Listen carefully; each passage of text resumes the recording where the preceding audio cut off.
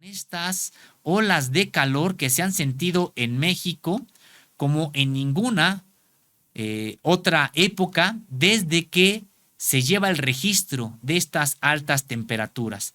Habría que señalar que previamente solo había temperaturas similares en el 97 y en el 98, cuando también hubo una serie de días muy calurosos, pero han quedado atrás. La primavera de este 2024 ha sido pues más calurosa, ya que aquellos años de 97 y 1998. Nuestro compañero Darren García ha realizado un trabajo que usted puede consultarlo en www.contralinea.com.mx y que estamos destacando el día de hoy. México registra mayor calentamiento que el resto del planeta. Los efectos del cambio climático se viven de forma distinta en el planeta. Por ejemplo, México tiene un calentamiento mucho más rápido que el promedio del planeta, 1.2 grados centígrados global contra 1.68 grados centígrados en México.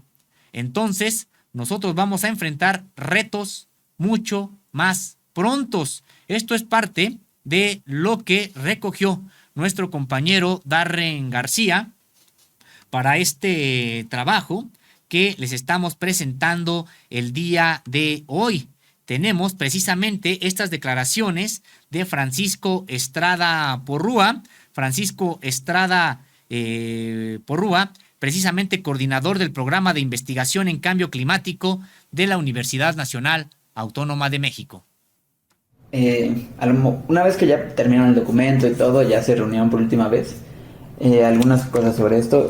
¿Qué dato en general cree que haya sido como que para todos el que más haya llamado la atención o preocupado? Bueno, hay varios. Uno que te digo, te puedo poner a lo mejor 3 o 4 ejemplos, ¿no?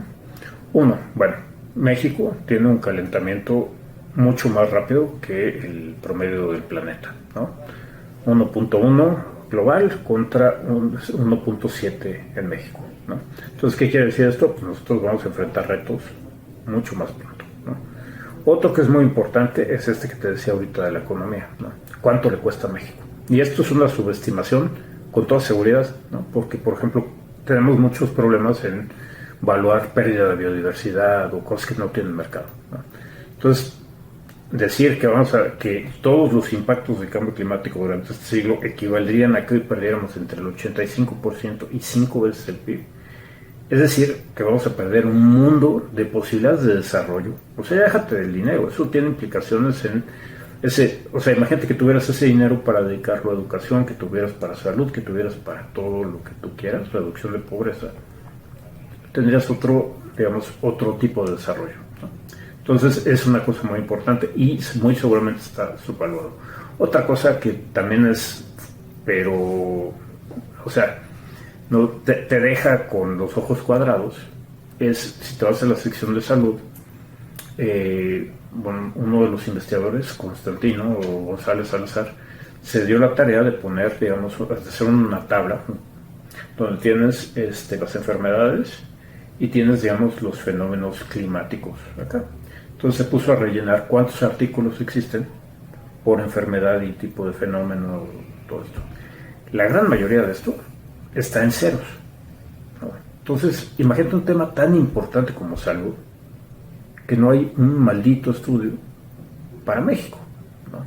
126 millones de personas, en condiciones, muchas de ellas vulnerables, más del 50% en pobreza, etc., ¿no? Otro ejemplo de esto, tú te pones a ver, agricultura y cambio climático ha sido como el tema, pues yo creo que más atendido por la comunidad de cambio climático en México. Nosotros hemos hecho, gente de muchas partes, tanto de la UNAM como de otras universidades, han metido cambio climático. ¿Cuántos artículos crees que se han publicado de 1990 a el 2022? Alrededor de 90. Es nada. O sea, porque la mayoría, por ejemplo, de ellos están dedicados a maíz, que obviamente tiene mucha importancia, algunos a trigo, y la mayoría son para cierta región, para un punto, Tlaxcala o algún lugar particular. Entonces, ¿qué pasa con la agricultura en general? Pues es una cosa que todavía no, o sea, sabemos que nos va a ir mal, ¿no? Nosotros, de hecho, hicimos un estudio para la Sexta Comunicación Nacional, donde nos pusimos a analizar 6 cultivos para todo el país, para todos los estados, y qué pasaba bajo un escenario de no hacemos nada con cambio climático y uno que hacemos, digamos, algo que se parece al Acuerdo de París. Y los resultados son espantosos. O sea, tienes para finales de siglo cultivos y estados que van a haber reducciones en sus rendimientos hasta 80%. O sea, la capacidad de este país para producir alimentos se va a ver mermada de una manera muy significativa. Rápidamente, otro dato de eso. Ahorita, por ejemplo, hay 23 estados que pueden producir al menos 1 tonelada por hectárea de maíz de temporal, que hay como 27 millones de personas. Hay un mundo de personas que depende de, digamos, agricultura de subsistencia y en particular maíz. Para finales del siglo, de esos 23 estados que podrían producir ahorita al menos 1 tonelada por hectárea, solo van a ser 11, ¿no? Estados, ¿no? Y eso, bueno, es el futuro lejano. ¿Qué te puedo decir de ahorita? Ahorita hemos perdido entre 5 y 20% en la mayoría de estos cultivos, ya, o sea, ¿no? En los rendimientos. Entonces, sabemos que nos va a ir muy mal, pero tú pregúntame sobre aguacate. No tenemos ni la más remota idea. Y es un cultivo extraordinariamente importante. Pregúntame sobre fresas, pregúntame sobre zanahorias, pero no hay estudios, ¿no? Entonces, esas son de las cosas que tengo que marcan mucho. Y la última cosa que yo resaltaría de este estudio es lo que te mencioné al principio.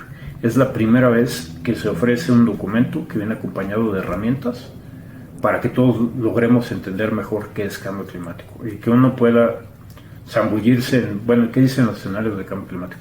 Bueno, ¿qué pasa con los impactos económicos? Bueno, ¿qué pasa con la agricultura? Bueno, ¿qué pasa con biodiversidad? ¿No? Entonces, creo que esa es una cosa muy importante. Esto de volverse como interactivo.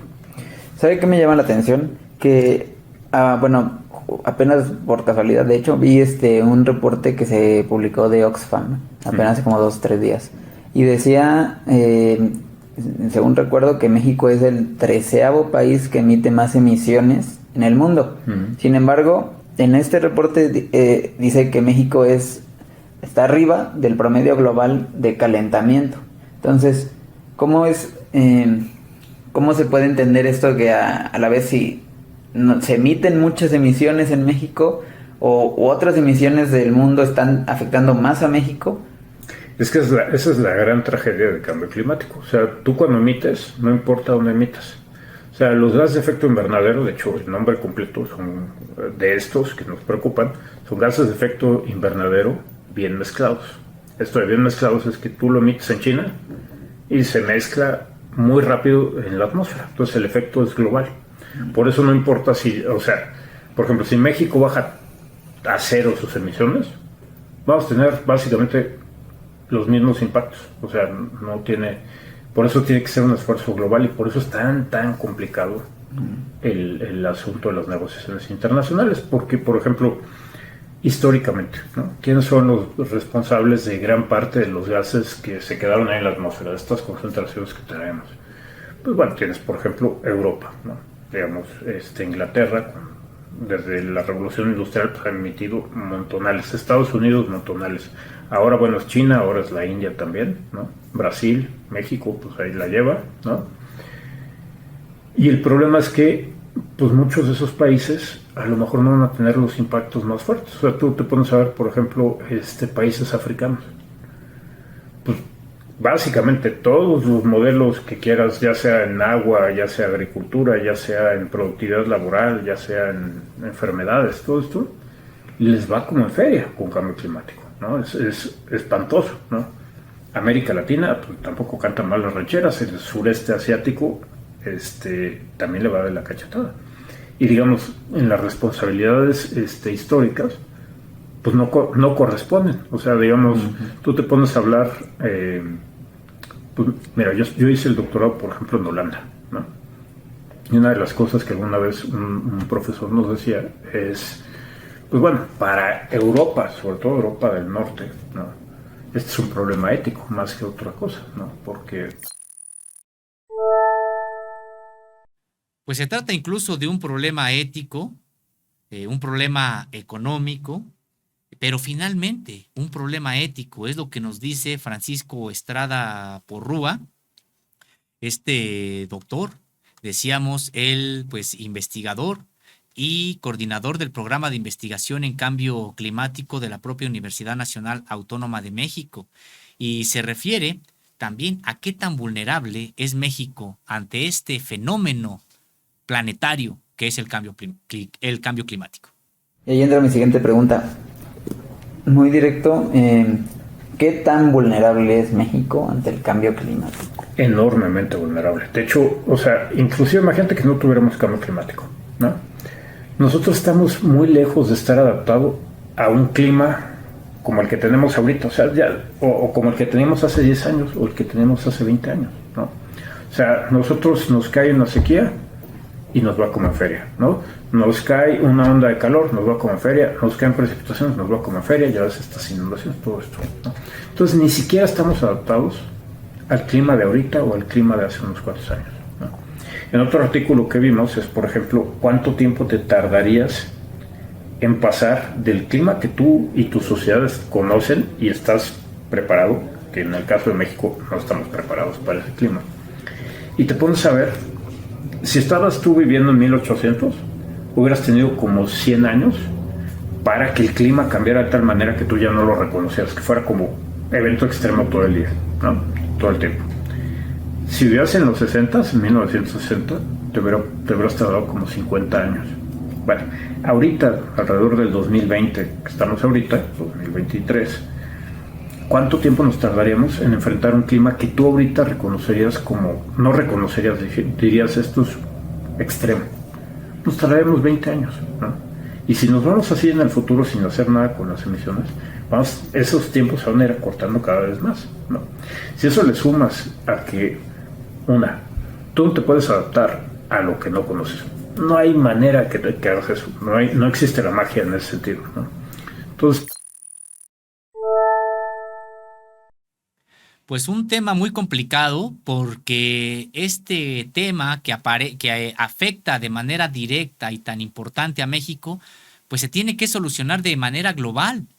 El asunto aquí es que no valdrán los esfuerzos aislados de un planeta, que de un país, que un país lo haga, otro no, etcétera. De lo que se trata es de sí generar en efecto un acuerdo internacional para frenar esta situación, algo que se ve también muy, muy lejos. Pues nada más habría que ver las disputas internacionales por el control de los recursos, por la supremacía económica, y pues sí, realmente se trata de una situación muy, muy complicada, y nos advierte el doctor Francisco Estrada Porrúa de que si no se hace nada, cada vez habrá menos margen para enfrentar este tipo de fenómenos. En ese sentido, la doctora Gloria Soto pues nos habla de algunas afectaciones, podríamos decir que pudieran verse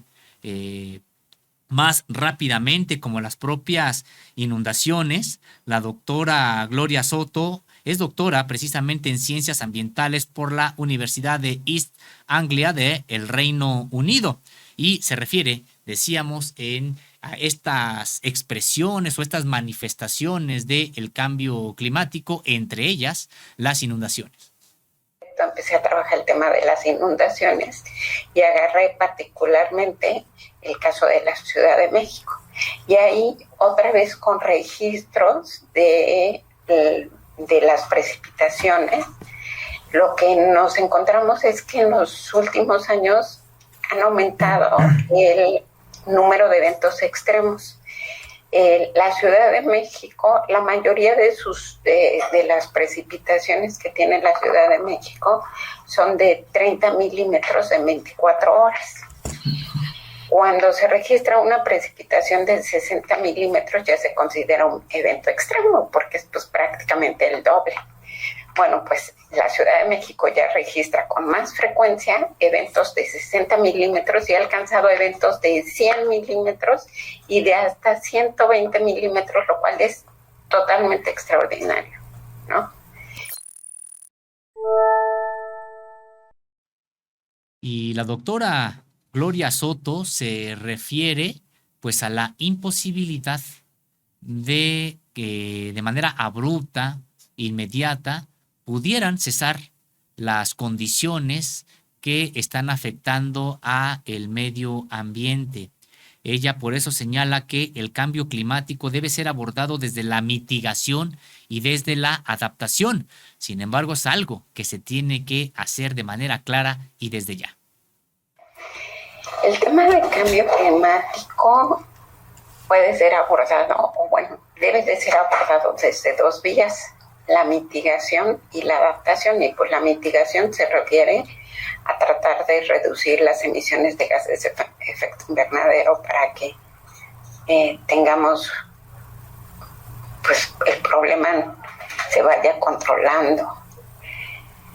Y la adaptación pues se refiere a tratar de lidiar, de afrontar los cambios que trae el aumento en la temperatura del planeta. Entonces, en el tema de pobreza, mucho está asociado con la adaptación. ¿Por qué? Porque para que nosotros estemos preparados frente a los cambios, necesitamos necesitamos primero saber de los riesgos, tener más información sobre los riesgos, ¿no? Y luego, además de saber sobre los riesgos, saber sobre las alternativas para reducir esos riesgos, ¿no? Entonces, tener información sobre cuáles son medidas que pueden aminorar los impactos negativos. Pues sí, en efecto, se tienen que tomar medidas primero desde el conocimiento de los propios impactos negativos. Sin embargo, pues nos dice la propia doctora Gloria Soto que se tiene que abordar desde la mitigación y la adaptación. Mitigar, pues, es reducir estas afectaciones al medio ambiente. Algo que no se puede hacer, pues, es cesar precisamente estas afectaciones de manera total, absoluta, porque, bueno, el propio tipo de sociedad que hemos desarrollado como seres humanos, pues resulta pues lesivo al propio medio ambiente. De lo que se trata es de mitigar y también de adaptarnos a este cambio climático. También nuestro compañero Darren García tuvo la oportunidad de platicar con el doctor Antonio Zoilo Márquez, tuvo la oportunidad de platicar precisamente con este doctor en Ciencias de la Tierra por la UNAM, y nos dice Antonio Zoilo Márquez cuáles son los principales riesgos ambientales en nuestro país. ¿Qué riesgos ambientales percibe en México justo por el cambio climático? Mira, esa es una gran pregunta, en el sentido que ya desafortunadamente tenemos respuestas. ¿En qué sentido? Primero hablamos de este fenómeno desde los 90s, que ya empezamos a hablar de variabilidad climática, que todavía había la duda si existía el cambio climático o no, que si algunos investigadores decían, no, esto es nomás una variación y después vamos a una condición normal. Y entre lo que era, si era o no era cambio climático, no hicimos mucho por ver cómo enfrentaríamos esos cambios del clima.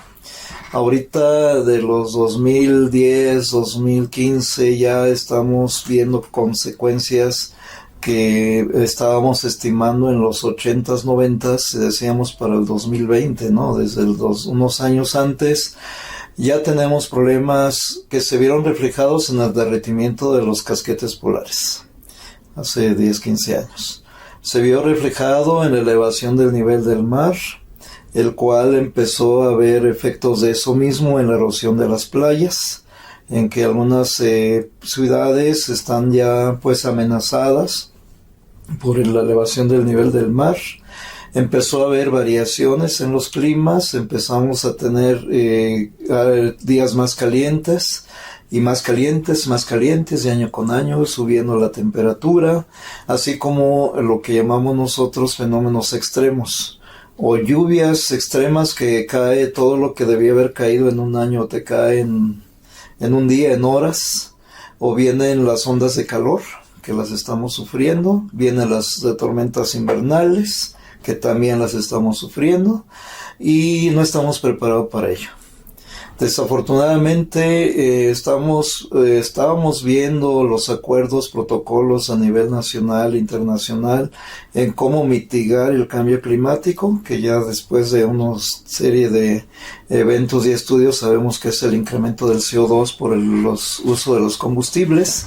Y esto pues está incrementando el CO2 en la atmósfera y está calentando de alguna forma. Pero nunca nos fuimos a ver el riesgo. Ahora ya lo sabemos, tenemos riesgo alimentario, riesgo en salud, riesgo en pérdida de diversidad, riesgo en economía, sí, riesgos en el sentido de que hay algunas leyes, algunas normas, protocolos, pero no las aplicamos. El ejemplo más claro fue ahorita lo que le pasó a Acapulco con el Otis. Un huracán nivel 5 que por condiciones de calentamiento cerca de la costa se elevó a una categoría 5 y no supimos qué hacer. Algunos se metieron a los closets, otros salieron huyendo como pudieron, otros ahí resguardándose, y desafortunadamente no había una forma de protocolos, de sistemas de alerta, de si estamos en 5, movernos como ha pasado con lo de los sismos. Tuvimos que tener un sismo como el 85 para empezar a generar los protocolos, los sistemas de alerta, los simulacros para poder estar haciendo lo que ahora en cuanto ya hay un sismo. Igual, en el cambio climático sí tenemos semáforos que te hablan de la radiación y que estás en amarillo, que estás en rojo, pero la sociedad tiene un gran problema de desconocimiento. Uno de nuestros grandes problemas es el que no tienes un conocimiento de lo que es el cambio climático, de que estás en riesgo, de que eres vulnerable. Y entonces, pues, es un día a día. En la Ciudad de México ahorita hablamos de que estamos en sequía. Estamos hablando que nuestras presas que traen el agua a nuestro sistema, a nuestra Ciudad de México en el sistema Cutzamala, están en sus más bajos niveles. Si no nos llueve pronto, al rato ya empieza a haber tandeos, ya empieza a ver que no te mandan agua diario por esa sequía que tenemos, que es un efecto también. Y si en un momento dado nos va a faltar el agua, como ha sucedido en algunos años pasados, 2-3 días, vamos corriendo a comprar cubetas, tinas y todo para esto, como una medida, pero es por intuición, no porque tengamos algunos protocolos que hacer. En la onda de calor que tuvimos, que también es otro fenómeno, pues andábamos buscando comprar ventiladores, aires acondicionados, no había en las tiendas, subieron precios, consumimos mucha energía y estábamos al borde del colapso, que no había mucha energía como para solventar ese gasto enorme en esos días, ¿no? Entonces, somos lo que se llama vulnerables, y esa vulnerabilidad nos lleva a un riesgo de vida, un riesgo de nuestro patrimonio, un riesgo de nuestra ciudad, y entonces lo podemos ver a diferentes niveles.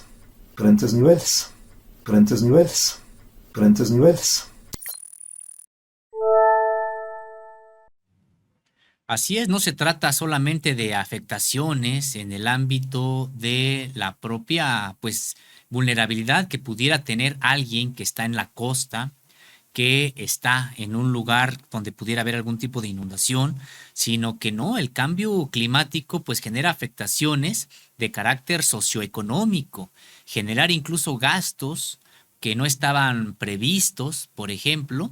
Y decíamos, pues poco a poco México y la humanidad en su conjunto tendrán que empezar a generar protocolos de acción ante este fenómeno del cambio climático.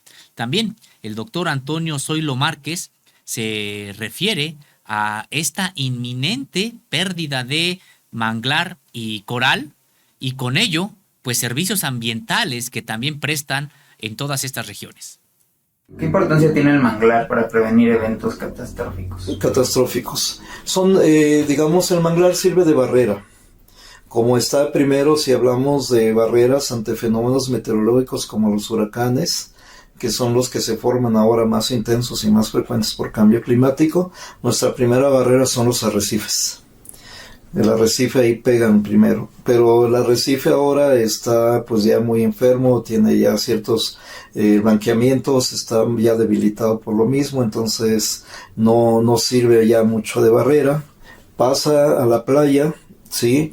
O a las barreras con manglares, y es nuestra segunda, vamos a decir, nuestra segunda protección, hasta que después de esos manglares llegas ya a la parte continental. Entonces es una barrera que está también sufriendo dos causas: una por esos impactos de fenómenos meteorológicos, y la otra por el cambio de temperatura. Empiezan a tener plagas, empiezan a tener unos organismos que están comiéndose ya sea la hoja, o están ya afectando pues lo que llamamos su cobertura, entonces se están enfermando. Y la otra es que si está entrando agua de mar, la salinidad, en ocasiones hay diferentes tipos de manglar, y si hay unos que resisten cierta salinidad y otros que no, y entonces empieza a haber modificaciones en las coberturas de manglar y especies, entonces ya lo estamos alterando. Entonces sí hay un efecto bastante fuerte, y independientemente de las actividades humanas que pues están acabando con el manglar, como es la urbanización, la creación. Pues ahí están las consecuencias de la pérdida del propio manglar y de los corales. No se trata solamente, que ya de suyo es algo muy lamentable, la pérdida de especies en este sentido, de este ecosistema, sino que además generan todavía mayores vulnerabilidades hacia las poblaciones. Esta imposibilidad de contar ya con una barrera ante los propios huracanes y las demás afectaciones en cascada que ocurren ante la desaparición de manglares, decíamos, y también de corales. Sin embargo, pues no es esta pérdida de coral y manglar y lo que se deriva la única vulnerabilidad que tiene que enfrentar México en materia de cambio climático. Esto nos lo dice el doctor Antonio Zoilo Márquez. ¿Cómo nos podría definir qué tan vulnerable es México ante el cambio climático? Tiene una vulnerabilidad muy alta, por lo que hemos visto. Esto te lo comento en relación a que hemos hecho talleres con las comunidades en relación a exponerles que o va a haber muchos huracanes, o va a haber muchas inundaciones, o va a haber muchas sequías, sobre todo en las ciudades costeras, con el proyecto de que la Secretaría de Turismo nos pidió que se le hiciera. Cuando estás hablando con las comunidades, primero desconocían eso, quizás lo intuyen o lo ven, pero cuando les preguntamos qué vas a hacer, no hay una respuesta. Se están creando los sistemas de alerta, se están creando protocolos para poder empezar a hacer acciones, pero apenas estamos en ese proceso. Entonces una comunidad al no tener todavía esa información nos hace de ser vulnerables de un grado alto. Sí, si ya empezamos a trabajar con esos sistemas, hacer simulacros, tener un refugio, un centro de acopio, tener, así como lo anuncian en la televisión, va a venir un huracán y guarda tus cosas, y lo más importante, lo hagamos lo más normal como la de los sismos, vamos a bajar esa vulnerabilidad. Y de alguna manera hablamos también que este factor, hablamos de vulnerabilidad social, o sea que la sociedad es vulnerable por este desconocimiento. La vulnerabilidad jurídica. La vulnerabilidad jurídica es una situación también que debe haber normas, reglas, leyes, o lo que como mandemos, a que también pues ya se haga ya muy reglamentado estos sistemas de alerta, Pues en efecto se trata de toda una reingeniería de las propias leyes, incluso en México, tendientes a generar normativas, a proteger a la población de un fenómeno que ya está aquí, que es inminente, que no podemos eludir, y que es el propio cambio climático. En ese sentido, el doctor Antonio Zoilo Márquez también se refiere a estas dos maneras en que se tiene, estas dos vías en que se tiene que enfrentar el cambio climático, es decir, la adaptación y la mitigación. ¿Cómo llegamos a este punto de vulnerabilidad? ¿Cómo llegamos? Son varias cosas. Una de ellas era que, pues te decía yo, 80s, 90s, no creíamos en el cambio climático. Todavía en el 2000. Todavía hay algunas personas en la política que no creen en el cambio climático. Por ende, no hay un enfoque a no solo investigarlo, sino haber hecho protocolos, sino haber invertido en el estudio del cambio climático y tomar medidas más necesarias para ser menos vulnerables. Cuando ya empezamos a entender que sí existe el cambio climático, desde la pandemia, podríamos decirlo así, que tuvimos que empezaron a aparecer la chikungunya, que empezaron a aparecer otras enfermedades, que decías, ¿y esto por qué? Pues sabemos que está el cambio climático, entonces sí que tuvimos problemas de salud, que problemas de plagas, problemas de alimentación, problemas de sequía, problemas de inundaciones en estos 10 años, fue cuando dijimos, ay, ahora sí, ya creo en el cambio climático, y ahora sí que vamos a hacer. Entonces el cambio climático ya viene desde atrás y apenas estamos haciendo algunas medidas, pero estamos. Y habría que señalar algo que dice el propio doctor Zoilo Márquez. Muchas personas no creen en el cambio climático y muchas de ellas son políticos que incluso se encuentran en altos puestos en varios países del mundo, son jefes de Estado. Habría que señalar la propia posición que tiene un personaje como Donald Trump, quien ya fue presidente de Estados Unidos, nada más y nada menos que de la potencia económica del mundo, perdón, de potencia económica, política, militar, sobre todo, porque era potencia económica, pues en realidad parece que China ya está rebasando a Estados Unidos, pero sí señalar que personajes como Donald Trump, que podría regresar a la presidencia de Estados Unidos, pues no creen en el cambio climático y eso dificulta pues que las propias sociedades de todo el planeta se pongan de acuerdo para enfrentar esta condición, decíamos, que genera afectaciones no solamente en los ámbitos de la salud, en los ámbitos de la propia seguridad, de la integridad de las personas, sino incluso genera afectaciones en las cuestiones económicas y también sociales. Y también nuestro compañero Darren García tuvo la oportunidad de platicar con el doctor Hugo Granados, quien, pues él es doctor en ciencias por la Universidad de Tohoku, Japón, y se refirió a las características que particularmente pudieran padecerse en México con respecto de este fenómeno planetario. Bueno, México es vulnerable, tan vulnerable como lo son prácticamente todos los países del mundo. Es decir,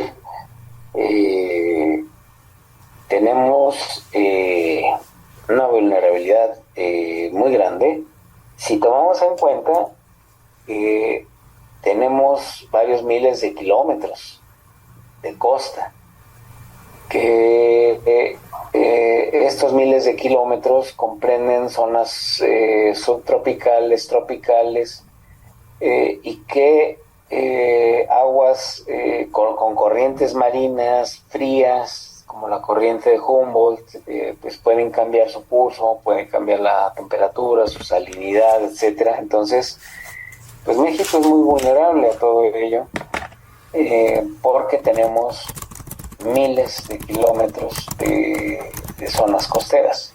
En ese sentido, pues sí, somos bastante vulnerables.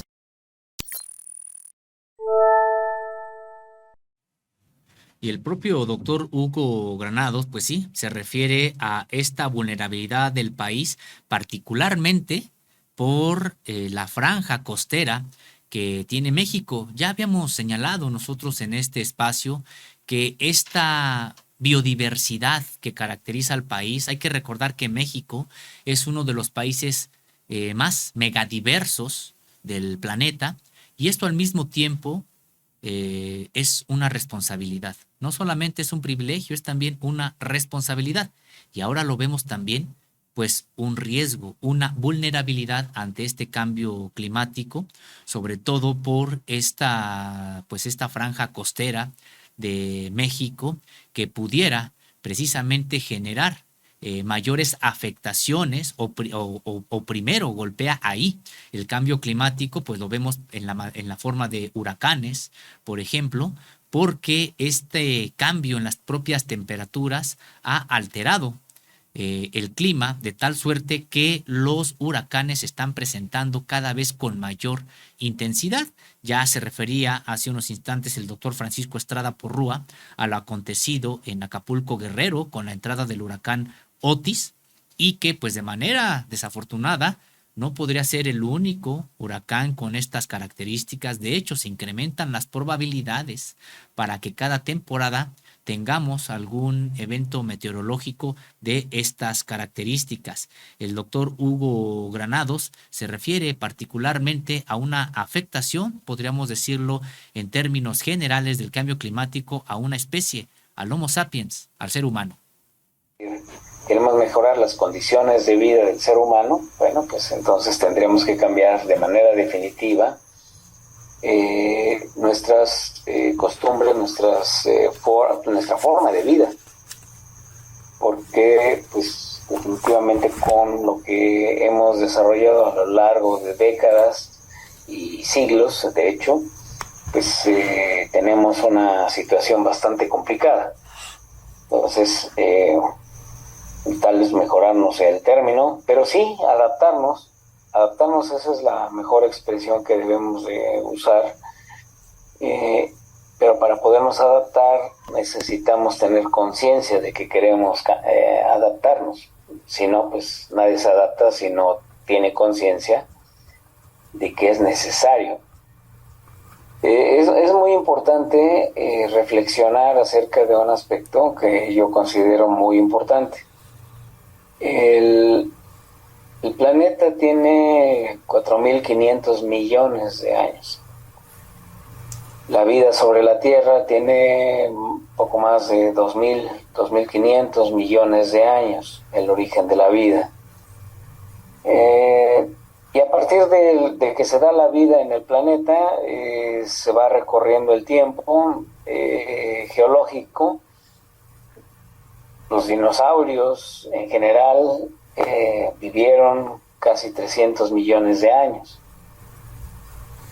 El ser humano, y pensando desde tiempos en los que todavía no era verdaderamente un ser humano, pero digamos los primeros homínidos, aparecen hace alrededor de unos 2 millones de años, es decir, nada comparable con la vida de los dinosaurios. Y si seguimos en ese patrón, pues el ser humano está buscando la manera más eficiente de extinguirse. Entonces, el planeta, yo en muchas ocasiones escucho que hay que cuidar el planeta, que estamos dañando al planeta, que estamos afectando al planeta. Y sí, se lo estamos afectando, pero el planeta va a seguir existiendo, aunque no estemos nosotros como especie. A quien hay que proteger es al ser humano si queremos seguir presentes sobre la superficie del planeta. Esa es la pregunta fundamental. Si queremos que el ser humano esté sobre la superficie del planeta, y ahí sí, utilizar esa palabra, estar en las mejores condiciones para poder sobrevivir sobre la superficie del planeta,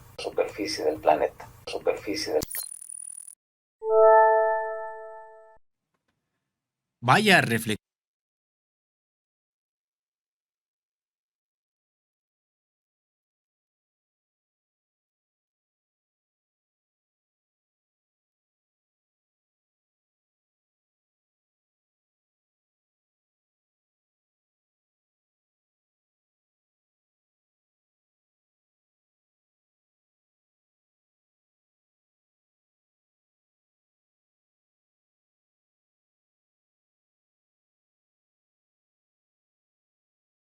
haciendo inviable su propia existencia. Importante esta reflexión.